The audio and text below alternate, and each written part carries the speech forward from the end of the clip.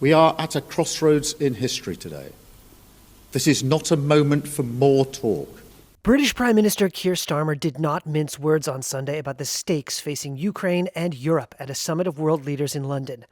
It's time to act, time to step up and lead. The summit drew world leaders to support Ukraine and its president, Volodymyr Zelenskyy, in the fourth year since Russian forces invaded the neighboring country. Leaders hoped to work toward a peace plan that would end the fighting and guarantee future Ukrainian independence. You don't have the cards right now.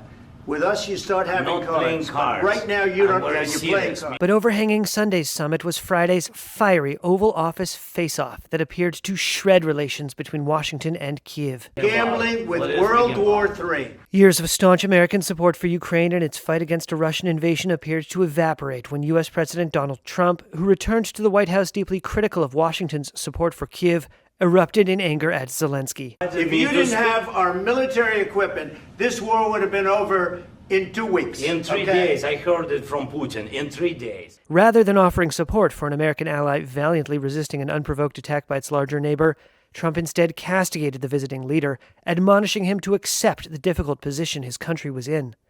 It ended with the visit cut short, and Trump posting on social media that Ukraine was not ready to make peace.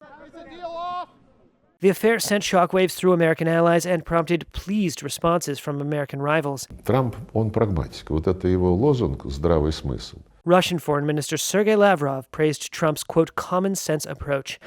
The president of Finland said the only winner in the dispute was Russian leader Vladimir Putin. Our starting point must be to put Ukraine in the strongest possible position now. Trying to revive hope for peace in Ukraine, Starmer on Sunday unveiled what he called a coalition of the willing, a group of nations willing to put personnel on the line to defend a peace deal if reached. The UK is prepared to back this, with boots on the ground and planes in the air.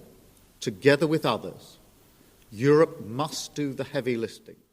And he announced a $2 billion deal to supply British-made air defense missiles to Ukraine. I don't think you'd be a tough guy without the United States. Trump has upended U.S. policy in the 3-year-old war since he returned to the White House in January, casting doubt on its military and political support for Ukraine and Europe, and ending the isolation of Moscow.